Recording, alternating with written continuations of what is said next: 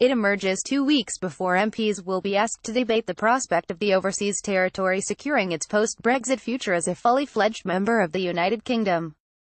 With 23,000 voters, Gibraltar would not be the smallest constituency. Chilean in IAR, in the Outer Hebrides, has just 21,260, but senior government insiders on the Rock say the move, if accepted by the majority of Gibraltarians, would more likely see it share an MP with Cornwall. More than 9,200 people, including Gibraltar's Chief Minister Fabian Picardo QC, have already signed the petition in paper and online form, which is due to be presented to Prime Minister Theresa May in September.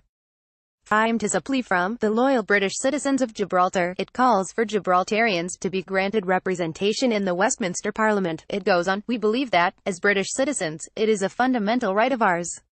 While Gibraltar has always enjoyed the support of a large group of members of Parliament as it fought to counter an increasing number of incursions by Spain into its waters, and enforced restrictions at its frontier, campaigners argue their status outside both the EU and the UK proper will leave it vulnerable after Brexit. Last night, former Minister Joe Caruana, leading the campaign, said he was confident the plan would secure support for most Gibraltarians. The political parties, Elections and Referendums Act 2000 allowed us to be joined with the southwest of England for the purpose of voting for an MEP. It is an irony that we, as British citizens, have had more direct say in the affairs of Europe than with the government of the United Kingdom, he said. France, Portugal, Spain and Finland have all allowed territories to have direct representation in parliaments. While we believe Gibraltar will thrive after Brexit, and continue to enjoy the support of the British government, we must look to our status. What will we be? We won't be in the EU, and we won't be part of Britain.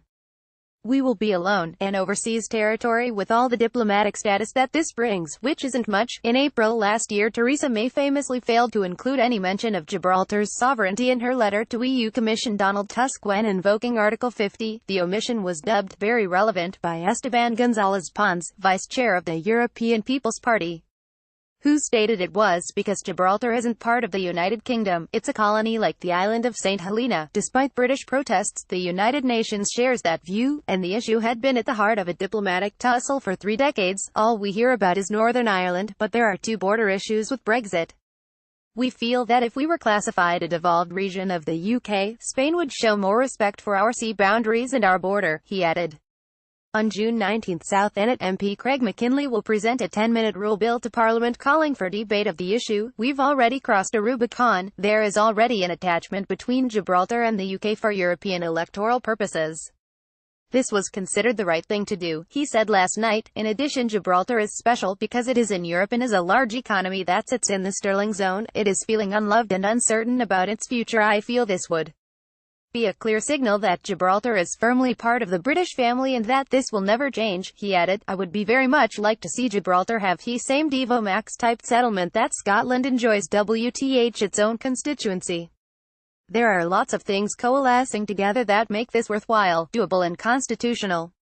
The petition will be delivered to Downing Street by Andrew Rosendale MP, Deputy Chair of the All-Party Parliamentary Group for Gibraltar. Gibraltar is unique in that, under the terms of the Treaty of Utrecht, it can never be independent, it must be either British or Spanish. This makes it different to other overseas territories, he said. It cannot be right that its people are not able to vote on things that affect them directly, such as defense and currency matters. Last night the government of Gibraltar remained guarded. Gibraltar enjoys a high degree of self-government and has its own parliament and government where all powers are devolved except defense, external relations and internal security, said a spokesman. Any arrangement to provide representation for Gibraltar in the House of Commons or in the House of Lords would have to fully respect the powers of self-government that Gibraltar enjoys today.